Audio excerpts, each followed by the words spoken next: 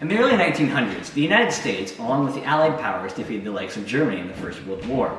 Being true Americans, citizens needed to celebrate. They did this by snorting a bit of cocaine and downing alcohol like at Jay Gatsby's place. But also, they recognized that Europe was devastated and America could grow exponentially. Citizens purchased consumer goods at a staggering rate. Construction nearly doubled, the average income went up $1,600, and Americans could purchase automobiles regularly. This high period in American economics and politics are known as the Roaring Twenties. However, these drastic economic and social changes didn't fly so well with everybody. The 1920s were filled with new and nostalgic tension as technological advancements voided certain morals and business prosperity greatly limited rural farming success. So there was obviously a reason why the 1920s were called the Roaring Twenties. Much like the Gilded Age, the economy boosted largely after wartime. However, contrary to the Gilded Age, the economic boost was based on consumer goods rather than industrial goods, such as steel, iron, and oil. New technology came with entire new industries such as automobiles, radios, beauty products, and clothing. With all of this new technology, there's got to be some changes in business, right? Unlike the Gilded Age, the 1920s upheld actual regulations for business, meaning that the elite few couldn't just use trust to kill competitors. Access to power and electricity grew exponentially over the country, and this allowed inventors to create new household items to engage customers. They developed things that are still used today, like washing machines, refrigerators, vacuum cleaners, and radios. These products weren't cheap, however, but the implementation of things like store credit allowed more people to purchase these items and benefit businesses. These inventions made life easier, but many people didn't like that. They felt like some advances were destroying the old values of America, such as the automobile industry. Dude, our new Model T Ford is sweet. I know, it makes commuting and traveling so easily. No more horse and buggy. Good thing the mass production of these things made it easy to buy. Now what the Sam hell do you think you're doing, fellas? Oh, great, another boomer moralist to ruin my day. Give me a break. You know, back in my day, we didn't have no fancy automobiles to commute around town. We had to learn to drive a horse and buggy. I'm sorry, old man, but, technology's just great. You should really get on the program. You know what I think? I think these Model T things are destroying the morals of rural America. I mean, everything's so easy nowadays. Well, times are changing. Urban dwellers can get out of the house more, and you can even pick up chicks in this world. Just look at this thing, dude. Oh, fiddlesticks, you don't get it. A bordello on wheels is what I'll call this thing. Look over there, buddy. It says gullible. Gullible? What? See ya, buddy! They see me rolling, they hate it. Moralists and traditionalists during the 1920s called the automobile a bordello on wheels. This is because the automobile had an unintended effect, increased sexual activity. A bordello is another word for brothel, which is a place where people would engage in sexual activity with prostitutes. This is another one of the reasons why traditionalists despise the automobile. You can relate products in opposition in the 1920s to Great Britain in the 18th century. Industries were emerging and took over the country by storm. Cities in England held furniture, pottery, cutlery, and clothing stores that produced higher quality items that were more of a luxury than a necessity. Just like how automobiles and washing machines provided an easier alternative to daily activities but weren't necessary for life. Churches in Great Britain also viewed materialism and consumerism as a sin, just like how farmers, moralists, and traditionalists opposed the rapid change in lifestyle.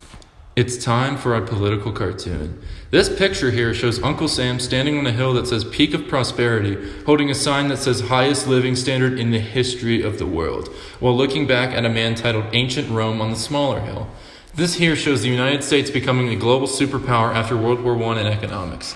Because World War I was only fought in Europe and the United States didn't enter the war until 1918, the US was unaffected by it and took advantage of the downfall of the other global powers. With all this new business and competition throughout the industry, there had to be a way to stand out in order to succeed. Thanks to the invention of the radio, you could showcase your product publicly to everyone in the country. In the past, advertisements were just simply announcing the existence of a product to its audience in a very dry fashion. But during the 1920s, however, ads were used to persuade people they needed and deserved the product they were selling. Dude, I need a vacuum cleaner. I've worked so hard to provide for my family, and I just want an easy way to clean up after my bratty, messy children. Hey you, do you need an easy way to clean up after your bratty, messy children? Then come on in to Family John's Vacuum Cleaner on 31st Street. Hurry up. Wow, that's convenient. Time to go get that vacuum cleaner. Hey man, what are you looking for? I'm looking for those new vacuum cleaners. The wife's been looking for one for the past week and a half. Alright, well luckily for you, let's see, oh it's right here. We've got one more in stock. Ooh, let me see this. Dang, buddy, that's pretty pricey, isn't it? Also lucky for you is the fact that we have store credit. So you can basically pay part of it now and then pay a monthly fee later. How does that sound? That sounds great. I'll take it then. You look like a hardworking man. You deserve it. I've seen people come in here earlier that are lazier than they're lazy sons of mothers. Have a good day, sir. All right, pleasure doing business with you. Wow, that advertisement was oddly convincing. I need to make one for my own family business, but let me listen to the radio real quick. And now a message from our sponsor. Ladies, tired of drying your hair with the same old vacuum cleaner? Try Avon Shave brand new Beauty Locks portable hair dryer. It's smaller, it's faster, it's guaranteed to give you the hair you've always wanted in half the time. Sounds simple enough. Let's just get to it, dude. Hey ladies, do you need a hair dryer that looks nice and cool? Well, come on down to Magic's Beauty House and pick up one today because you need a hair dryer that is as beautiful as you. Famous people like the president's wife, whoever she is, use it. I think that went pretty well. Wait, I sell kitchen tables. What the heck am I doing? Advertisements during the 1920s outright manipulated people's desires for goods as they appealed to desires to be popular and of high status. And of course, we cannot forget about the boomer traditionalists. Most of them despised the radio and considered it a collection of social ills and a danger to family values, as portrayed in this quote from the 1922 Printers' Ink Journal. The family circle is not a public place, and advertising has no business intruding there unless invited. This quote from the Printers' Ink Journal warns about the potential intrusive impacts the radio and advertising could have on family values. The seemingly old newspaper companies had similar views, believing the radio was invading its right to be the daily news and entertainment provider for the average household. Hey, yo, hey, yo, I'm so thankful for this prosperous economy, in part due to no more business monopolies. With a highlighted increase in production and the introduction of consumer credit. Yeah. Businesses wanted to sell all of their stock, so they came up with credit to sell a whole lot. Yeah. People buying on credit. Everyone's happy. Yeah. Hey, consumer credit though. Hey, consumer credit though. It was all fun and games until the market tanked. Turns out the traditionalists were right. Credit made things way too easy. People started living in tents. What's the next time you know the economy flow and play stuff with greenbacks, yo? You never know. Hey, consumer credit though. Consumer credit? Hey, consumer credit though. Tell him, Dylan. Okay. Yeah, we need to see that right now. Farmers' prosperity ended after World War I. They were left with heavy burdens of debt because they invested heavily in new land and technology. During the 20s, chemical fertilizers and gasoline tractors helped farmers increase productivity but did not solve their problems. And it seemed that productivity only increased their debt. Hey, thanks for the wheat, man. Yeah, no problem. Frick, another hard day of work. Listen to the radio. Attention all Americans. Germany and the Central Powers have surrendered and agreed to sign the Treaty of Versailles last Saturday, June 28th, 1919. This officially ended this horrendous war. God bless you and God bless America. Oh, thank God that's over. Wait, does that mean I'm going to sell less consumer good now?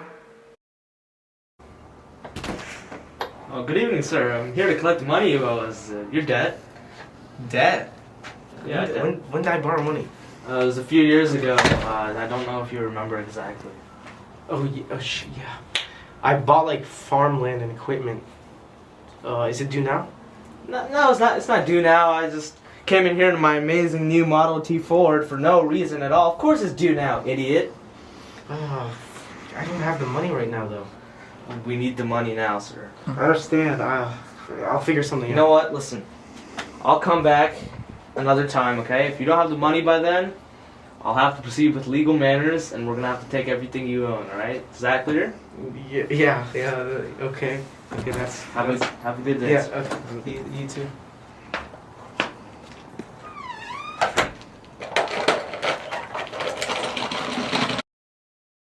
I'm making bank with these new automobiles. How are you supposed to make money when the freaking price of consumer goods keeps falling, man? That's the you problem, okay?